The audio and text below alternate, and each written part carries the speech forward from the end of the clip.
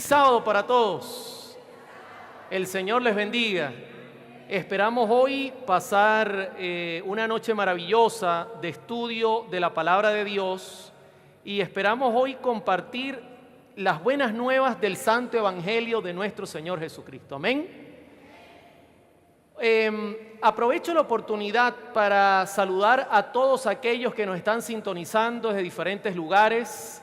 Quizá vía internet nos están sintonizando a través de las redes sociales. Saludos y bendiciones en muchos países. Sé que nos está viendo gente de Perú, de Argentina, también de Venezuela. También hemos visto que personas desde Estados Unidos nos escriben, desde México, Canadá, Europa también, España. Saludamos a todos y esperamos que el Señor les esté bendiciendo en gran manera.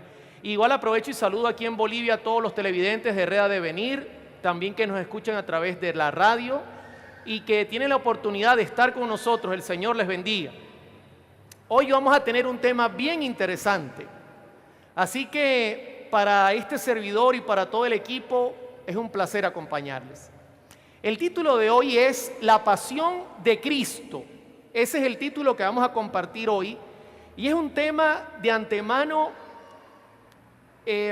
revelador, inspirador y que nos va a ayudar a mirar a Cristo desde un punto de vista aún mucho más grande de lo que es. Así que ahí donde están voy a pedir que inclinen su rostro. Yo voy a orar, voy a colocarme de rodillas y voy a tener una palabra de oración. Vamos a orar. Oremos. Eterno Padre que estás en el cielo, gracias te damos porque hoy al ocultarse el sol comenzó un día especial. Un día que conmemora que somos criaturas tuyas, creados de tus manos, Señor, que tú nos hiciste.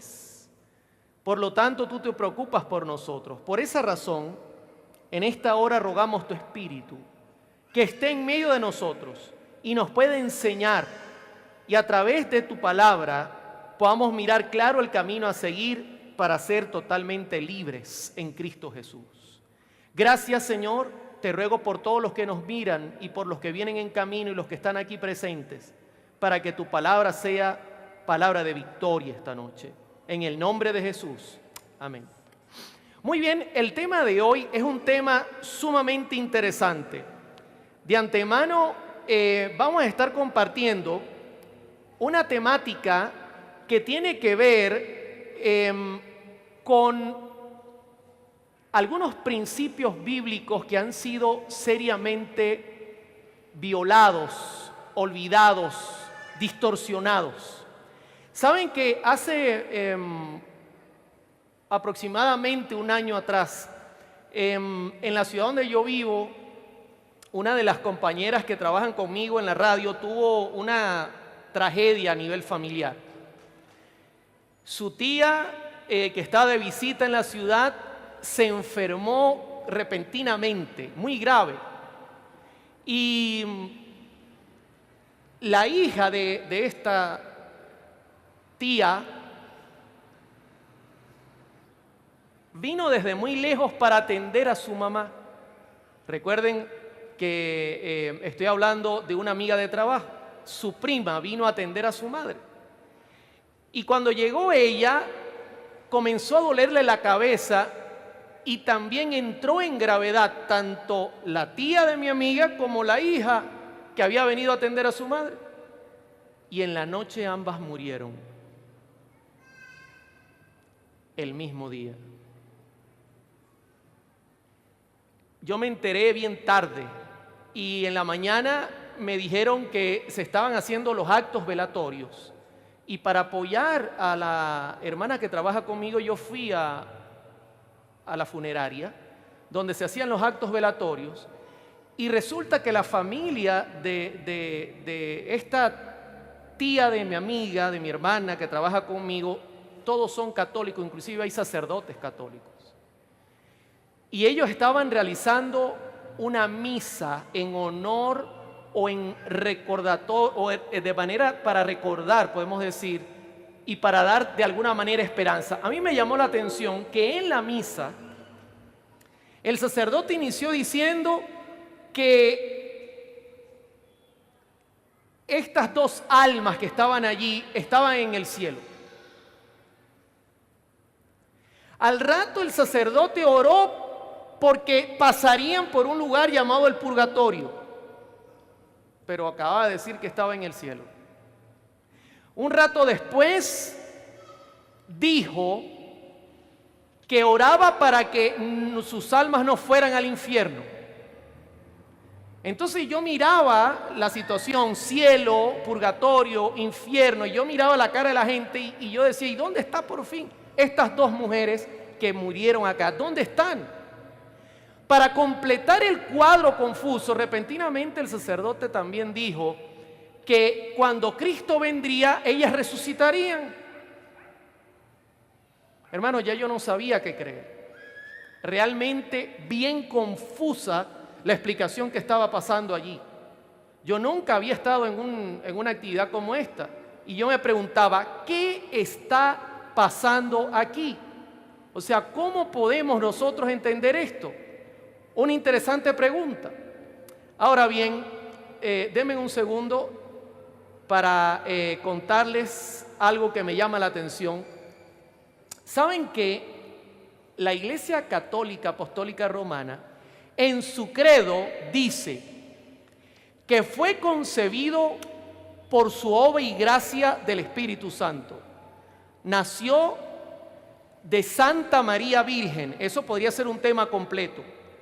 Padeció bajo el poder de Poncio Pilato, fue crucificado y muerto y sepultado. Y noten ahora, descendió a los infiernos, al tercer día resucitó de entre los muertos. Les hago una pregunta. Según ese credo, ¿a dónde fue Jesús luego de morir? ¿A dónde? A los infiernos. Así dice allí, fue a los infiernos. ¿Sabe qué? Me llama la atención, hermanos queridos que están presentes, que entre las creencias del catolicismo está la creencia de que si tú mueres tienes que pasar por el purgatorio para purgar tus pecados, donde la iglesia tiene un gran protagonismo.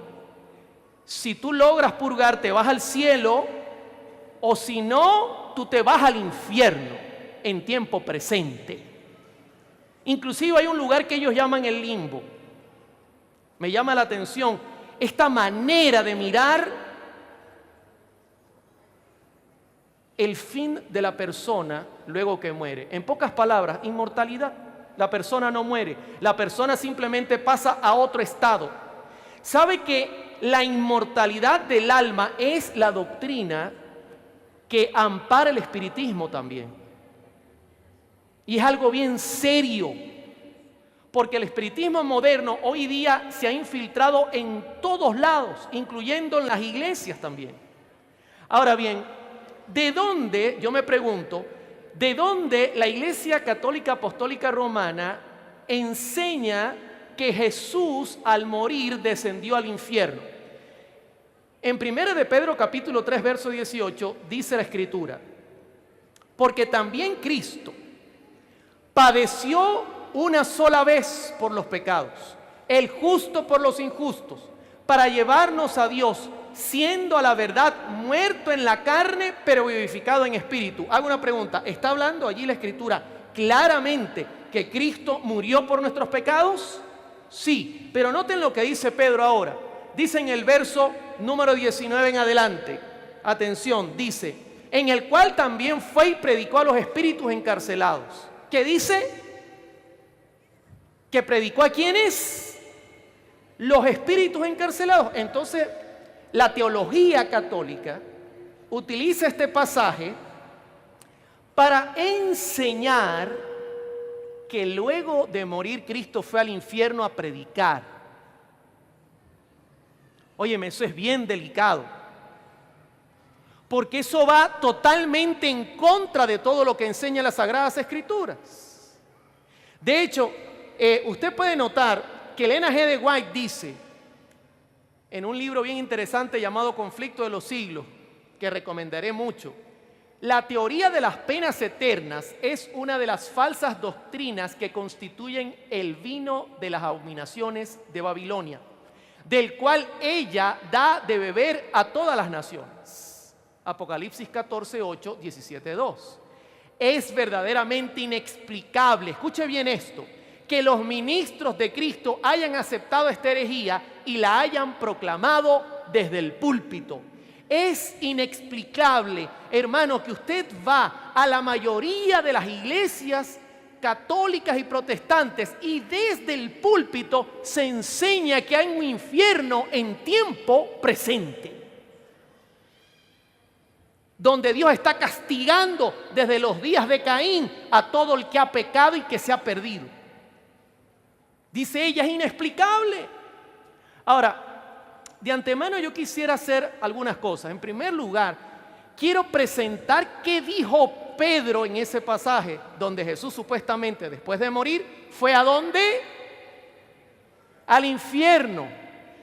Quiero presentarlo en primer lugar. Primera de Pedro 3:19, mire esto, en el cual también fue y predicó a los espíritus, que dice, ahora, ahí dice que predicó en el infierno. ¿Hay alguna palabra que diga infierno ahí? Entonces ya estamos comenzando mal con la interpretación católica. Quiero decirle algo interesante. Los protestantes basan su teología del infierno también en este pasaje. Ambos grupos. Aquí dice que Jesús fue y predicó. Le hago una pregunta. ¿La predicación es para salvación, sí o no? Lógico. Así que ir al infierno a predicar, ¿para qué? Para decirle a la persona, oye, ¿te estás quemando? Sí. ¿Duele? Sí. Óyeme, y yo tengo un mensaje de salvación, pero ya tú no tienes ya. No tiene sentido. Ahora, ¿qué significa? En primer lugar, quiero decirle que la Iglesia Adventista y la Biblia tiene dos interpretaciones correctas de este pasaje. La primera se basa en el griego original y la segunda se basa en el contexto. Voy a ir a la primera, que es basada en el griego original y tiene que ver con la palabra predicó. La palabra predicó en el griego original es keruso, que significa proclamar, específicamente una verdad divina, proclamar o publicar. En pocas palabras, si nosotros miramos el pasaje diría que nuestro Señor Jesucristo, después de morir, proclamó. Oye, proclamar es diferente a predicar. Porque yo, por ejemplo, si estoy en una batalla y vencemos, yo llego y le digo a la gente en Bolivia, proclamo que hemos vencido en la batalla. Es diferente, usted está proclamando un resultado. Ahora bien, no solamente eso, también la palabra espíritu que usa el pasaje, usted lo puede mirar en el verso 19, proclamó a los espíritus. En el griego original habla de la palabra neuma, que también debe traducirse como ángel o demonio. En pocas palabras, si usted mira el pasaje bajo la lupa del griego original, está diciendo, en el cual también proclamó a los ángeles o demonios encarcelados. Pregunto, ¿suena diferente así? Ya está sonando diferente el texto. Y de hecho, cuando usa la palabra encarcelado, fulaké en griego, está hablando de una prisión. O sea que Jesús fue y predicó, proclamó sobre los ángeles o demonios que estaban en prisiones. Y yo pregunto, ¿y cómo se puede entonces entender esto? Ángeles o demonios que estaban en prisiones. Yo quiero contarles lo que pasó. Lucifer en el cielo acusó a Dios de ser un Dios sin amor. Acusó a Dios de ser un Dios intolerante. Acusó a Dios de que Dios destruiría a cualquiera que se levantara contra la ley y que lo haría de manera malvada. Y Dios dijo, eso no es verdad, Lucifer, estás mintiendo. Y por 4000 años Satanás iba y acusaba y decía que Dios era falso y que era malo. Cuando Jesús murió en la cruz del Calvario, la careta de Satanás cayó al piso, la máscara. Y en ese momento Jesús proclamó al universo entero que Satanás era un engañador y que por lógica ahora había vencido sobre él. ¿Está entendiendo lo que estoy diciendo? Interesante, luego de morir. Por eso el apóstol Pablo, mire cómo lo miró Pablo teológicamente, miró algo muy similar a lo que miró Pedro. Colosenses 2:15, y despojando a los principados y a las potestades. ¿Quiénes son los principados y las potestades? Satanás y sus ángeles, que dice, los despojó. ¿De qué los despojó? De la mentira que tenían, mis hermanos. Los despojó y los exhibió públicamente. Yo pregunto, ¿en la tierra la gente miró a Satanás? Mira, por fin, este es el diablo. No. ¿A quién Jesús exhibió públicamente al diablo y a las potestades? Al universo. Y luego la iglesia fue que vino a entenderlo, porque la iglesia se chasqueó, esperaba un redentor que viniera con espada y no que diera su vida. Y dice Pablo, triunfando sobre ellos en la cruz. ¿Sabe que Apocalipsis confirma lo que estoy diciendo? Juan tenía la misma teología, no hay variación. Dice, entonces oí una gran voz del cielo que decía, ahora ha venido la salvación, el poder y el reino de nuestro Dios y la autoridad de su Cristo, porque ha sido lanzado fuera a la tierra el acusador de nuestros hermanos, el que los acusaba delante de nuestro Dios día y noche. Le hago una pregunta. ¿Qué acto logró que Satanás fuese expulsado del cielo? Claramente lo dice, ahora ha venido la salvación, la muerte de Jesús. Exhibió públicamente a Satanás. Mire cómo lo dice El deseado de toda la gente, página 709, otro libro que recomiendo muchísimo.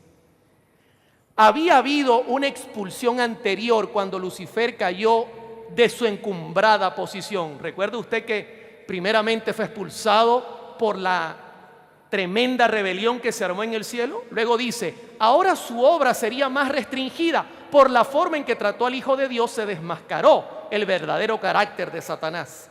De ahí en adelante no podría ya acechar a los ángeles mientras salían de los atrios celestiales, ni acusar ante ellos a los hermanos de Cristo. Hago una pregunta. ¿Dice el pasaje de Pedro que Jesús fue al infierno a predicar?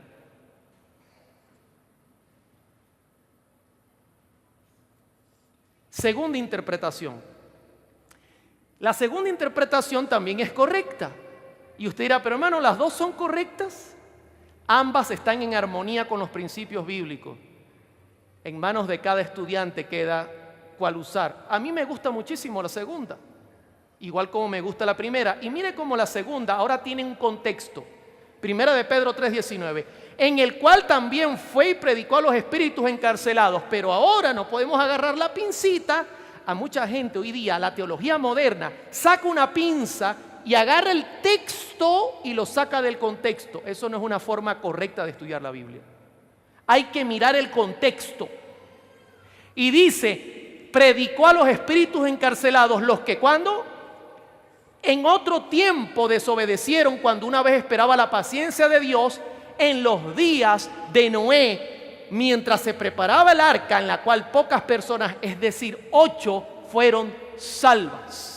Ahora, déjeme explicarle algo. El contexto dice que Jesús, en los días de Noé, fue y predicó a los espíritus encarcelados. Así dice el contexto. Y usted dirá, hermano Oliver, ¿y quiénes son los espíritus encarcelados a quienes le predicó Jesús en los días de Noé? Yo quiero que miren, hermano, miren. Mucha gente hoy día juega con el espiritismo. Hay gente jugando con la pornografía, con cualquier clase de pecado, sin saber que el diablo no es para jugar. Usted está tratando con un ser malo, poderoso y que sabe destruir.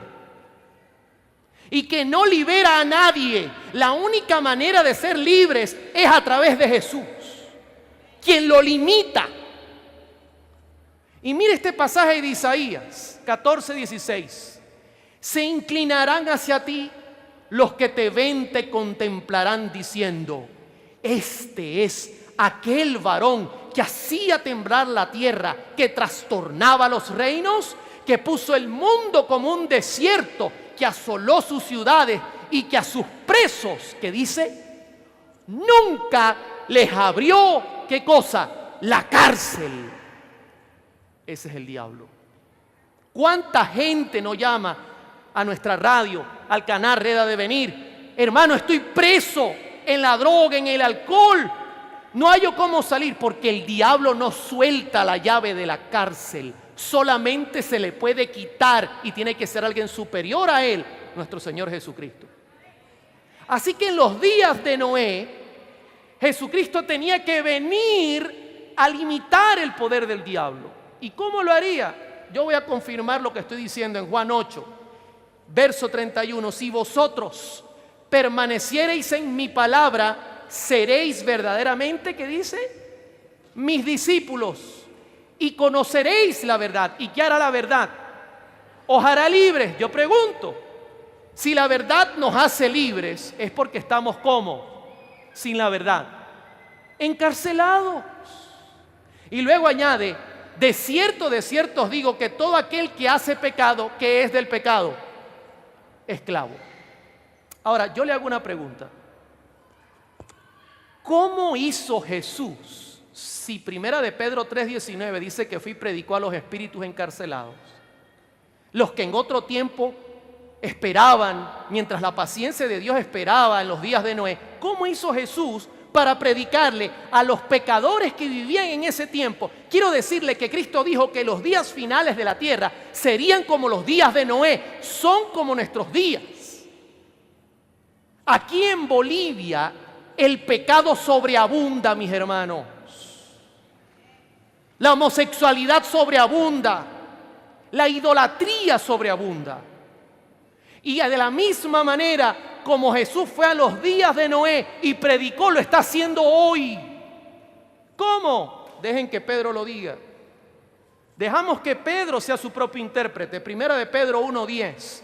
Los profetas que profetizaron de la gracia destinada a vosotros inquirieron y diligentemente indagaron de esta salvación. Conocían la Escritura, escudriñando qué persona y qué tiempo indicaba que el Espíritu de Cristo que estaba ¿qué?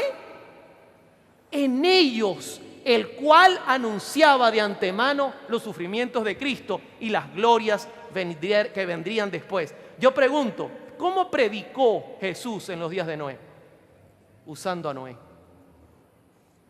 Porque los profetas recibían el poder de Dios y cuando levantaban su voz era la voz de Cristo llamándolos a salir del pecado, mis hermanos. Así que el pasaje en ningún momento dice que Jesús fue al infierno. Dice este libro interesante: para esto apareció el Hijo de Dios, para deshacer las obras del diablo. Cristo estaba empeñado en esa guerra en los días de Noé. Fue su voz la que habló a los habitantes del mundo antiguo en mensaje de amonestación, reproche e invitación. Dio a las gentes tiempo de gracia de 120 años en los cuales podrían haberse arrepentido, pero eligieron los engaños de Satanás y perecieron en las aguas del diluvio. Hago una pregunta. ¿Se parecen nuestros días a los días del diluvio? Sí. Vuelvo y pregunto, ¿dice la Escritura en 1 de Pedro 3:19 que Jesús fue al infierno a predicar? No. Y entonces vuelvo a la pregunta, ¿de dónde sale esta información? ¿Sabe que según la mayoría de las religiones, el infierno, del latín inferum, inferus, inferior o subterráneo, es el lugar donde después de la muerte son torturadas eternamente las almas de los pecadores? Óyeme, usted no lo sabe, quizá no lo percibe, pero solo nombrar el infierno presenta a un Dios, con todo el respeto que se merece. Nuestro Dios no es ese, a un Dios miserable, que se goza en el sufrimiento, que tiene a la gente quemándose y que Él está atento a eso. Y la mayoría de las religiones lo creen. ¿Sabe por qué? Porque en la mayoría de las religiones hay un detalle. El espiritismo reina, creen en la inmortalidad del alma. Voy a poner un ejemplo. Voy a comenzar, por ejemplo, con Juan Pablo II. Note lo que dijo Juan Pablo II. El infierno indica más que un lugar, la situación en la que llega a encontrarse quien libremente y definitivamente se aleja de Dios, fuente de vida y alegría. Juan Pablo II. De hecho, la Iglesia Católica vendía las indulgencias para que la gente no fuera a dar en el infierno, sino que pasara al purgatorio. El doctor Bates ha explicado sobre esto. Pero creen en esto.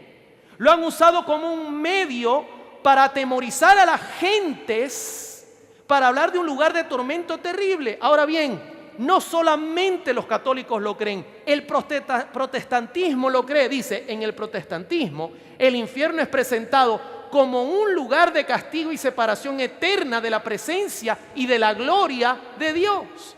Creen lo mismo, mis hermanos.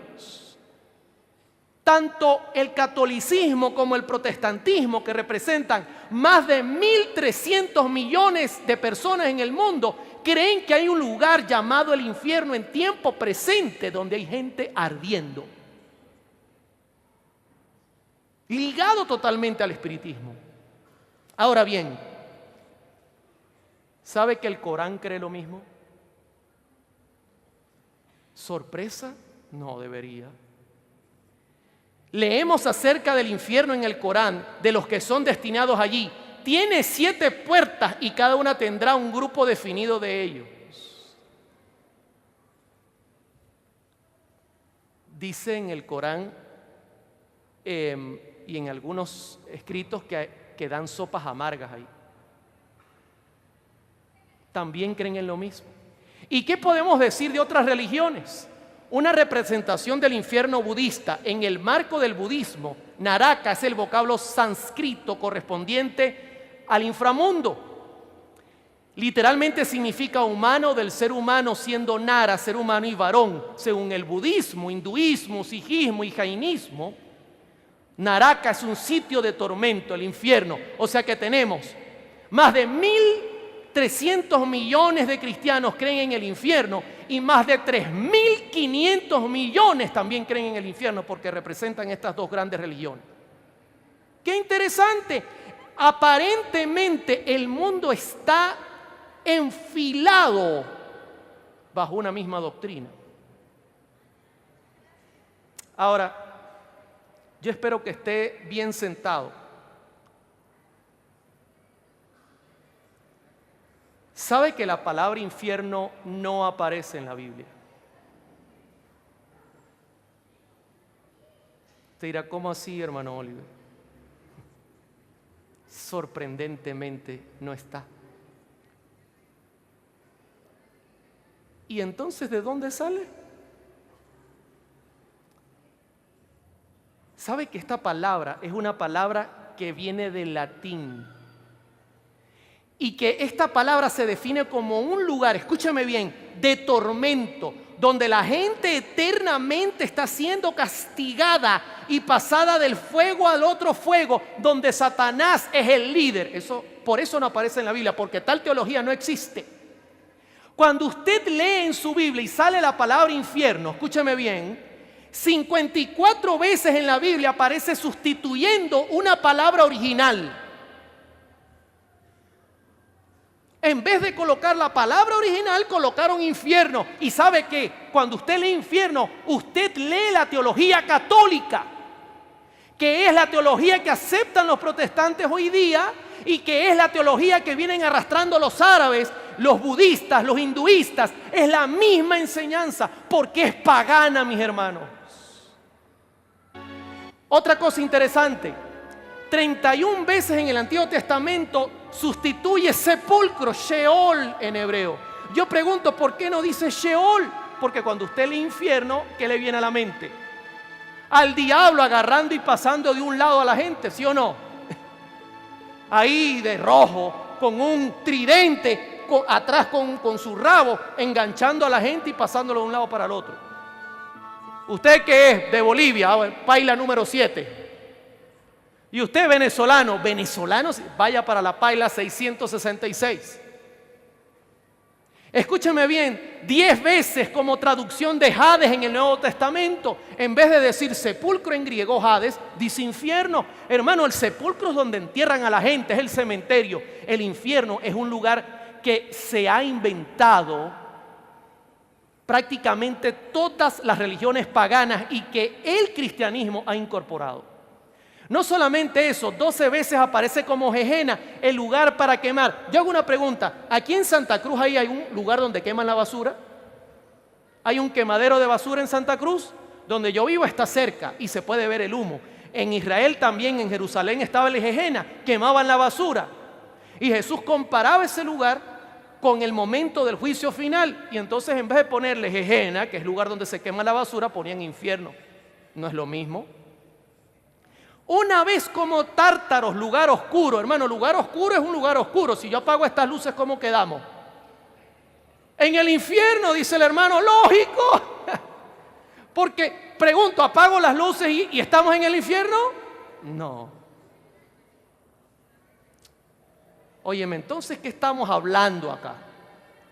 Voy a poner un ejemplo de donde se usa la palabra mal usada, infierno, para que usted lo note en la práctica. Mire lo que dice, segunda de Pedro 2:4. Porque si Dios no perdonó a los ángeles que pecaron, sino que arrojándolos, dice, aquí se sustituye la palabra griega, tártaros, y se coloca al infierno, los entregó a prisiones de oscuridad para ser reservados al juicio. ¿Sabe cómo debería decir? Debería decir, porque si Dios no perdonó a los ángeles que pecaron, sino que arrojándolos a un lugar oscuro, los entregó a prisiones de oscuridad. Así debería decir. Es muy diferente infierno, porque lo lleva usted a la teología católica, protestante y a las enseñanzas paganas. Otra palabra sustituida, Mateo 5:29. Por tanto, si tu ojo derecho te es ocasión de caer, sácalo y échalo de ti, pues mejor te es que se pierda uno de tus miembros y no que todo tu cuerpo sea echado al Gehenna, que es un lugar donde se quemaba. Cristo lo usó como comparación, pero sustituyeron la palabra y colocaron infierno. No entiendo, a menos que haya algo detrás. Ahora bien, es incalculable, dice Elena G. de White en El conflicto de los siglos, para el espíritu humano el daño que ha producido la herejía de los tormentos eternos. La religión de la Biblia, llena de amor, de bondad y que abunda en compasión, resulta empañada por la superstición y revestida de terror. Hermano, el mensaje de salvación se empaña, se oscurece cuando usted habla de un Dios que se goza en el castigo. Y sigue diciendo ella, cuando consideramos con cuán falsos colores Satanás pintó el carácter de Dios, podemos admirarnos de que se tema y hasta se aborrezca nuestro Creador misericordioso. Las ideas espantosas que respecto de Dios han sido propagadas por el mundo desde el púlpito han hecho miles y hasta millones de escépticos e incrédulos. Ese es el resultado de esta teología. Porque cuando se le presenta a usted un Dios de esta magnitud, usted no quiere saber de Él. En absoluto. Yo recuerdo la historia del niño. La madre, el niño se portaba mal. El niño era problemático, tenía problemas de carácter y la madre hizo un pastel, pero la madre sabía que el niño se comía las galletitas que ponía sobre el pastel. Y le dijo, mira, yo voy a salir y tengo contadas las galletas, hay 7 galletas. Si yo vuelvo y no están las 7 galletas, vas a irte al infierno. Pero mami, vas a ir al infierno, Dios te va a castigar en el infierno. La madre salió, imaginen, dejaron a un león cuidando carne.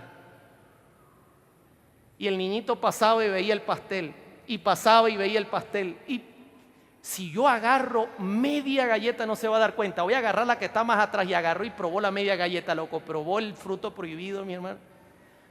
Cuando llegó la madre, no había galletas sobre el pastel.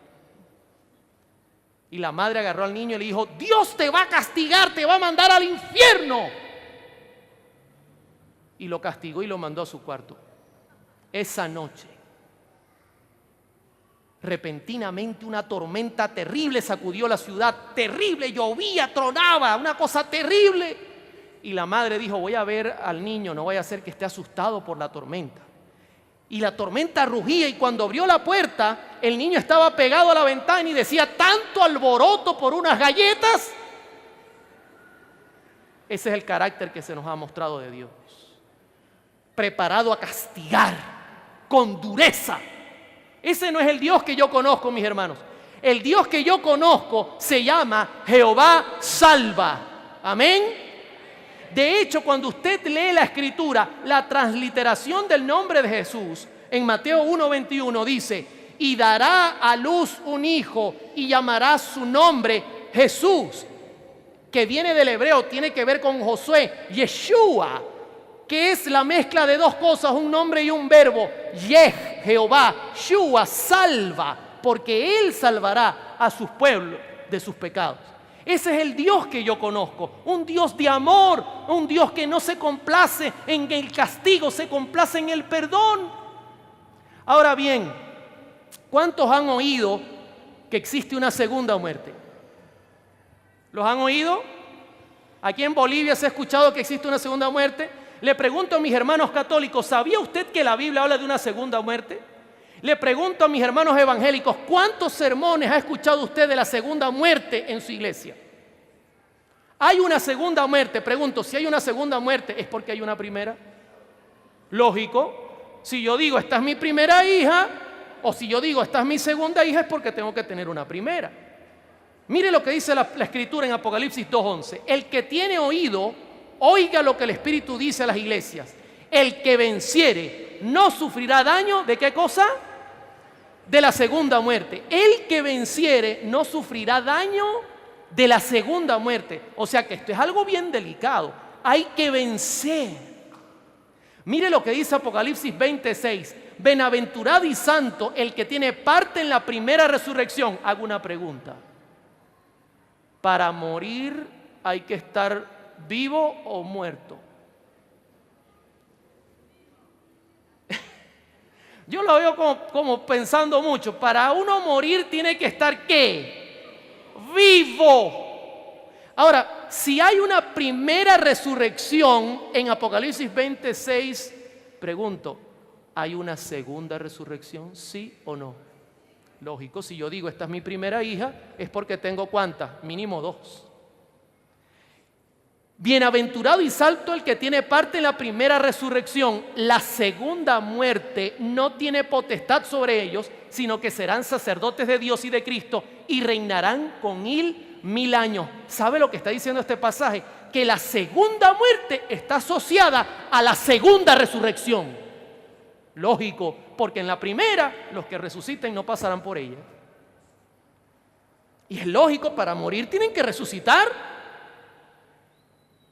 Ahora bien, Apocalipsis 21:8 dice: pero los cobardes e incrédulos, los abominables, los homicidas, los fornicarios, los hechiceros, los idólatras y todos los mentirosos. Yo le doy gracias al Señor porque en Bolivia no hay ninguno de estos. ¿Por qué usted se ríe? ¿Estamos nosotros en esa lista? Porque nos gusta. Ni abominables, ni incrédulos, ni fornicarios, ni hechiceros, los idólatras, mentirosos, todos tendrán parte en el lago que arde con fuego y azufre, que es, ¿qué dice?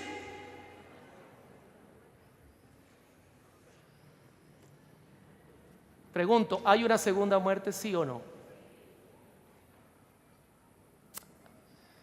Ahora bien, ¿cómo será? ¿Cuántos quisieran saber cómo será? ¿Y para qué quiere saberlo? Yo ni quiero saber de eso, pero estoy forzado a presentarlo porque es parte de las advertencias que hay que traer a la tierra.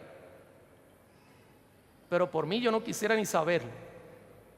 Y ojalá que ninguno de nosotros, ni los que están mirando este sermón, pasen por esa tormenta. ¿Cómo será? Mateo 22:13, Jesús hablando de ella dijo: entonces el rey dijo a los que servían: atadle de pies y manos y echadle en las tinieblas de afuera, allí será el lloro y el crujir. ¿Sabe qué es llorar y crujir los dientes? Hace poco a mí me tocó llorar y crujir los dientes. Jugando, haciendo deporte, tuve una lesión acá y se me puso esto morado a negro. Se me desgarró el músculo y me mandaron a ir al fisiatra. Y el fisiatra me dijo: hijo, agárrese de la silla porque ahora usted va a saber qué es dar a luz un hijo. Y me agarró en vivo y me acomodó el músculo y le dio vuelta. Yo crujía los dientes y lloraba del dolor. Y le dije: mire, y para eso no hay anestesia. No, hijo. La muerte será sufrida. Y Jesús dice que serán echados afuera. ¿Sabe por qué? Porque los redimidos estarán dentro de la ciudad. Bendito sea su nombre. Yo espero que usted esté dentro de la ciudad, porque Jesús vino para que usted esté dentro. No vino para que usted esté fuera, mi hermano. Jesús no vino a condenar al mundo, lo vino a salvar. Bendito sea su nombre.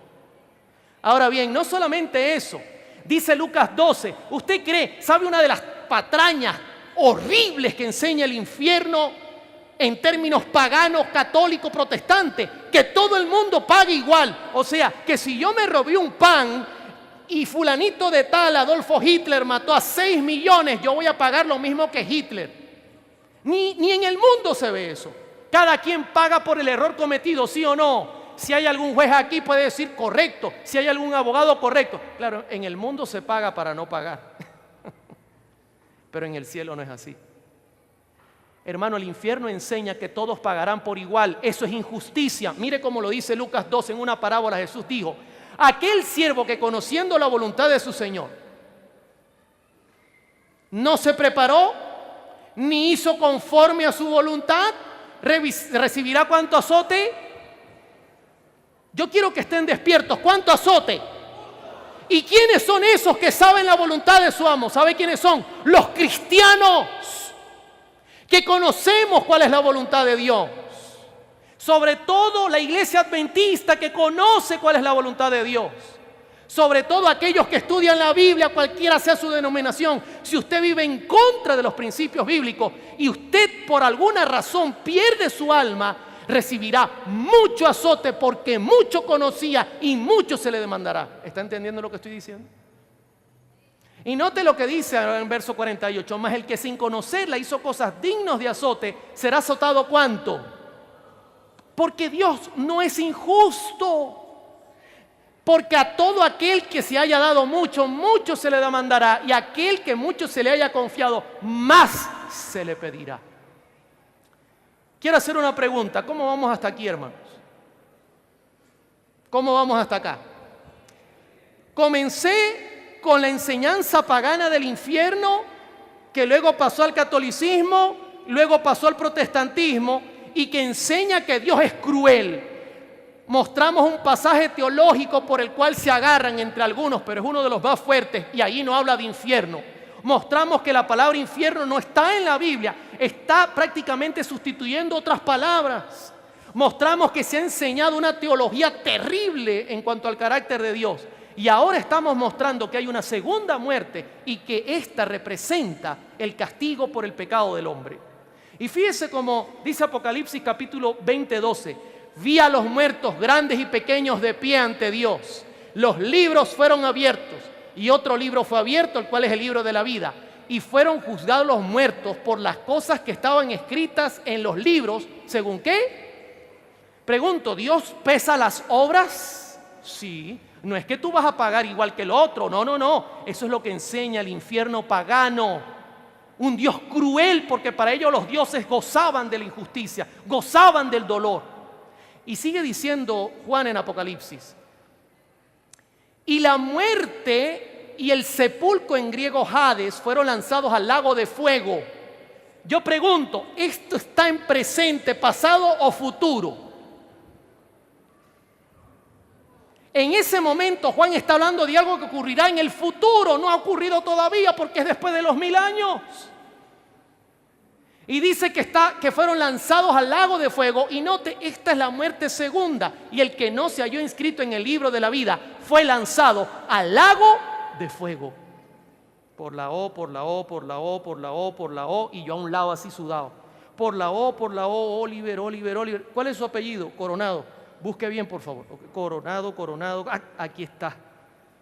Usted no tiene problema. Pase para allá. El que no esté en ese libro será lanzado ahí ese lugar. Porque en ese libro Jesús escribe con su sangre a todo aquel que se salva.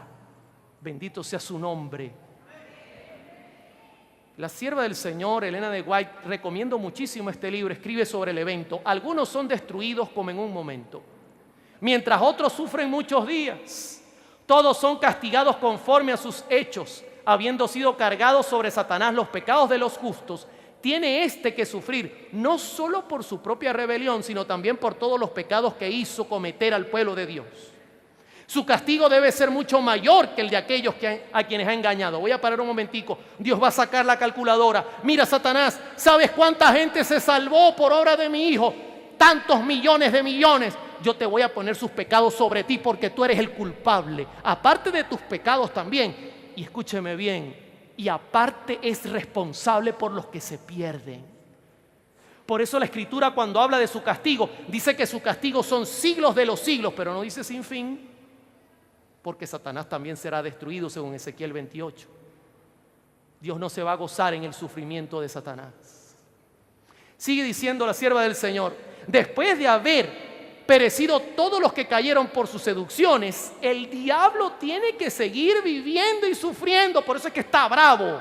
En las llamas purificadoras quedan por fin destruidos los impíos, raíz y rama. Satanás la raíz, sus secuaces las ramas. La penalidad completa de la ley ha sido aplicada, las exigencias de la justicia han sido satisfechas, y el cielo y en la tierra al contemplarlo proclaman la justicia de Jehová. Bendito sea el nombre de Dios. ¿Estamos claros? Quiero terminar con una pregunta importante.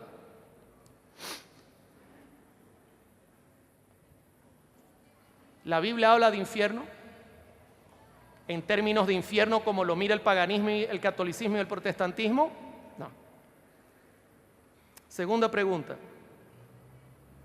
¿La Biblia habla de una segunda muerte? Sí. Escúchame bien la pregunta. ¿Cuál muerte padeció Jesús?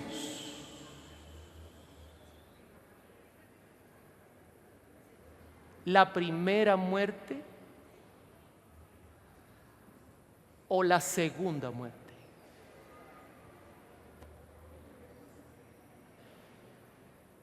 Vamos a mirarlo.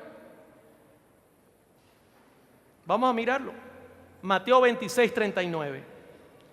Yendo un poco adelante, se postró sobre su rostro, orando y diciendo: Padre mío, si es posible, pase de mí esta copa, pero no sea como yo quiero, sino como tú. Jesús viene saliendo de la Pascua, va al Getsemaní. Sus discípulos quedan dormidos allí a pocos metros, 3 de ellos, y Jesús se arrodilla en plena noche. Cerca del lugar viene una turba guiada por Judas, quien sabía dónde Jesús se reunía. Y Jesús allí clama y dice: Padre, si es posible, por favor, que yo no tome de esta copa. ¿Qué copa es esa? ¿Qué es lo que está pasando? En el deseado de todas las gentes, esta escritora amplía ese momento de una manera maravillosa. Miremosle contemplando el precio que ha de pagar por el alma humana. En su agonía se aferra al suelo frío como para evitar ser alejado más de Dios. El frío rocío de la noche cae sobre su cuerpo postrado, pero él no le presta atención. De sus labios pálidos brota el amargo clamor: Padre mío, si es posible, pasa de mí este vaso. Pero aún entonces añade: empero no se haga como yo quiero, sino como tú. Caía el rocío frío. Los discípulos dormían. Hermano, yo quiero explicarle algo importante. 2000 años antes había habido un juicio en la tierra. Había venido un diluvio que había destruido todo el planeta. 2000 años después, Dios se acercaba a la tierra para hacer juicio. Y tenía que haber alguien que se interpusiera entre Dios y el hombre, porque si no todos moriríamos por nuestros pecados. La tierra estaba en el momento preciso que las profecías anunciaban. Tiene que aparecer el Cordero, y el Cordero aparece. ¿Y sabe qué hace la iglesia? Duerme. Dormidos, no sabían delante de qué estaban en las profecías. Mientras Jesús luchaba solo. Era tan ido. Note que tiene Jesús en su mano, según la oración. ¿Qué tiene en su mano? Una copa. ¿Y quién le dio esa copa? Dejemos que Pedro lo diga. En Juan 18:10, entonces Simón Pedro, que tenía una espada, eso ocurre después que Jesús termina de orar, llega a la turba y Pedro ve que llega la gente y saca su espada y hiere a Malco y dice, e hirió al siervo del sumo sacerdote y le cortó la oreja, y el siervo se llamaba Malco. Y noten la respuesta de Jesús: mete tu espada en la vaina, la copa que el Padre me ha dado, ¿no la he de beber? Guarda tu espada, Pedro. El evangelio no es a espadazos, no es persiguiendo a la gente y matándola. El evangelio es a través de Cristo la salvación viene. Jesús tomó la copa, mis hermanos. No me la van a quitar, porque si yo no la bebo, tú la tienes que beber por mí, Pedro, y por tus pecados, y pagar por ti. Tremendo. Pedro estaba en el limbo, no sabía lo que estaba ocurriendo. Pero note una cosa, esa copa sigue preparada. Apocalipsis 14:10. Beberá también del vino del furor de Dios, que en la copa de su ira está como puro, no diluido, será atormentado con fuego y azufre en presencia de los santos ángeles y del Cordero. Yo pregunto, ¿quién le dio de beber a Jesús la copa? Su propio Padre. Escúcheme bien lo que le voy a decir, hermano protestante, hermano católico. Jesús pasó por el infierno no cuando murió, lo pasó vivo para que usted no pase por él. El Señor pasó por ese lugar de tormento estando vivo, no después de morir. Es más, dice la Escritura que era agónico. ¿Qué es agonía? ¿Quién siente agonía? Alguien que está ¿qué? Muriendo. Dice la sierva del Señor: si los mortales pudieran ver el asombro y el dolor de los ángeles cuando observaron con aflicción silenciosa que el Padre retiraba sus rayos de luz, amor y gloria de su Hijo, entenderían mejor cuán ofensivo es el pecado a la vista de Dios. Cuando el Hijo de Dios se inclinó en el huerto del Getsemaní en actitud de oración, la agonía de su espíritu hizo que por sus poros brotara sudor como grandes gotas de sangre. Hermano, la agonía de Jesús de cargar el pecado del mundo, de cargar tus pecados, los míos, de separarse de Dios, lo hizo sudar sangre. De hecho, su rostro totalmente se desfiguró. Jesús estaba prácticamente muriendo por nuestros pecados allí en ese lugar. La turba se acercaba rápidamente, los discípulos dormían y Jesús solo se enfrentaba a las tinieblas de este mundo. Sigue diciendo: fue en ese momento cuando el horror de grandes tinieblas lo rodeó. Sobre él estaban los pecados del mundo. Sufría en lugar del hombre como transgresión de la ley de su padre. Aquí estaba la escena de la tentación. La luz divina de Dios se estaba alejando de su visión y estaba quedando en poder de las potestades de las tinieblas. Hermano querido, ¿quién ha leído que en sus 33 años y medio Jesús sufrió de gripe o de alguna enfermedad?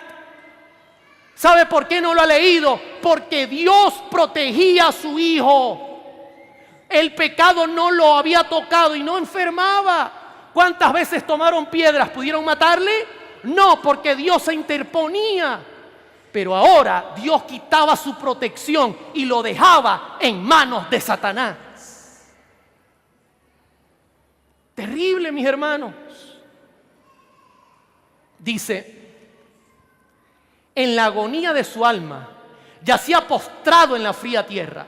Se daba cuenta del enojo de su padre. Cristo había tomado de los labios del hombre culpable la copa del sufrimiento y se proponía a beberla él mismo, dando al hombre en su lugar una copa de bendición. La ira que habría caído sobre el hombre caía ahora ¿sobre quién? Sobre Cristo, mis hermanos. Y la Escritura señala, y se le apareció un ángel del cielo para fortalecerle. Tremendo. Si ese ángel no aparece, yo creo que Jesús hubiese muerto en ese lugar, porque su agonía era terrible. Sigue diciendo esta escritora, en esta terrible crisis, cuando todo estaba en juego, cuando la copa misteriosa temblaba en la mano del doliente, los cielos se abrieron, una luz resplandeció de en medio de la tempestuosa oscuridad de esa hora crítica, y el poderoso ángel que está en la presencia de Dios, ocupando el lugar del cual cayó Satanás, vino al lado de Cristo, vino para darle poder al suplicante divino humano. No vino para quitar de su mano la copa, sino para fortalecerle a fin de que pudiese beberlo, asegurado y asegurándole el amor de su Padre. Vino para dar poder al suplicante divino humano. Tremendo, mis hermanos. Y termina diciendo ella, le mostró los cielos abiertos. Le habló de las almas que se salvarían como resultado de los sufrimientos. Le habló de Bolivia, de batallas de fe, de este evangelio que estamos predicando. Le aseguró que su Padre es mayor y más poderoso que Satanás, que su muerte ocasionaría la derrota completa del diablo y que el reino de este mundo sería dado a los santos del Altísimo. Le dijo que vería el trabajo de su alma y quedaría satisfecho porque vería una multitud de seres humanos salvados y eternamente salvos. Y por último, dice, la agonía de Cristo no cesó, pero la abandonaron su depresión, su desaliento. La tormenta no se había apaciguado, pero el que era su objeto fue fortalecido para soportar su furia. Salió de la prueba sereno, henchido de calma. Una paz celestial se leía en su rostro, manchado de sangre. Había soportado lo que ningún ser humano hubiese podido soportar, porque había gustado los sufrimientos de la muerte por todos los hombres. Pregunto, ¿Jesús pasó por infierno vivo o muerto? Vivo. ¿Pagó la segunda muerte? Sí. ¿Saben que este joven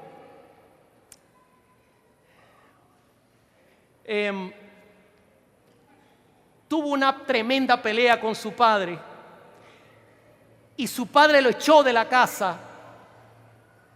El padre era un hombre bueno, pero su hijo era pero muy malo y lo echó de la casa. Y el joven no quiso volver jamás a esa casa. Pero pasado el tiempo le fue muy mal y él soñaba con regresar a ese lugar. Así que escribió una carta porque sabía que su padre era un hombre de carácter justo. Y le escribió una carta y le dijo, Padre, no estoy bien, necesito tu ayuda, por favor recíbeme como hijo, yo voy a tomar un tren para mi pueblo. Si tú me recibes, coloca un pañuelo blanco en el árbol que pasa justo al lado de la carretera frente a nuestra casa. Si yo miro el pañuelo, yo sé que tú me recibes.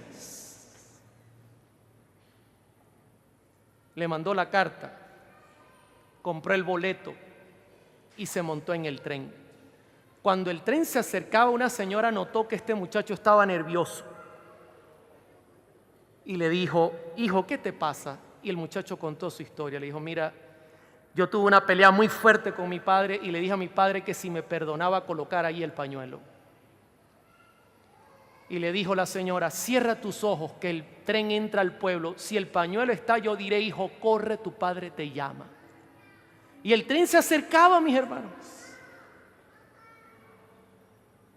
Muy rápidamente El joven cerró sus ojos. Él midió el tiempo en que el tren estaría frente al árbol. Era el momento. Y la mujer que le acompañaba le dijo: hijo, abre tus ojos, tu padre te llama. Cuando el muchacho levantó su mirada, el árbol estaba no con un pañuelo, estaba lleno de pañuelos blancos. Mis hermanos, Dios es amor. Pagó muy caro para salvarte. Tú vales el valor de Jesús. Por favor, no permitas que tu alma se pierda, porque es tuya la decisión. Pregunto esta noche, ¿hay alguien que quiere que Jesús tome su lugar como ya lo hizo en la segunda muerte? ¿Que está dispuesto a entregar la vida para que Cristo la transforme? Si usted desea aceptar a Jesús y no lo ha hecho, yo me voy a poner de rodillas y usted puede arrodillarse conmigo. Querido Padre,